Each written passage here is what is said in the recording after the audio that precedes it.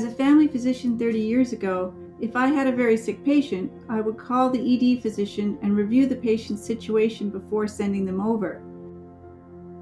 Back then, family physicians were integrated into the hospital system, sometimes meeting patients in the ED themselves. It was easy then to stay connected to our hospital colleagues because when I went to the hospital, I would see them on the wards, in the cafeteria, the doctor's lounge, or at rounds. We all knew each other. We had relationships.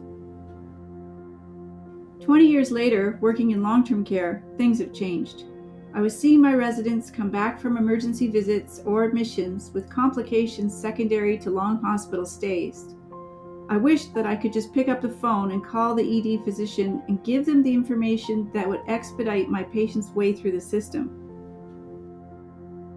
2 years ago, I received an email from Nancy Zuzik, an ED physician at the Rocky View, about a project she was working on. In our conversation, things finally started to make sense. Residents arrived in the ED, often with little information about themselves or their symptoms. The ED physician had to order multiple tests to figure out what the problem was. After a lengthy stay in ED, residents often had to be admitted as no firm diagnosis could be made and no quick treatment could be applied. They were just too sick to return to long-term care. It often took days to sort out the problems and find solutions. Nancy said, "Wouldn't it be nice if we could talk to each other before a resident showed up in the ED?" Yes. Well, there may be a way that we could do that using RAAPID. Early on, I realized the value of using RAAPID. When covering for a colleague one night, a resident was discovered to have a broken ankle. I called RAAPID and got in touch with the orthopedic surgeon on call, who pulled up her x-ray while in the operating room. This resident had advanced dementia and wheelchair mobility. She was at high risk of delirium from a hospital transfer.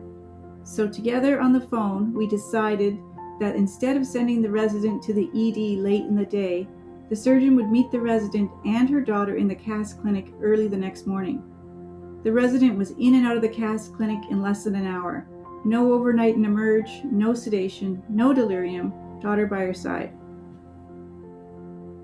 Introducing and promoting this new, old way of having a phone conversation with the hospital physician to other long-term care physicians was way more difficult than I anticipated. I met with physicians personally, sent out emails, spoke at rounds, but it was challenging and progress was slow. A lot of the younger physicians had never worked in a healthcare system where you could just pick up the phone and talk. Then, in March 2020, COVID-19 changed everything.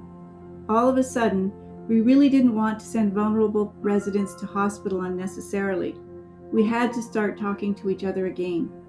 And in 1 month, accessing RAAPID prior to transferring long-term care residents to hospital was scaled up across the entire Calgary zone, and more stories started pouring in.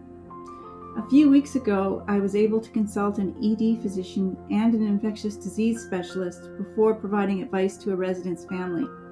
Their expert opinions helped the family to decide to palliate in place instead of transferring to hospital.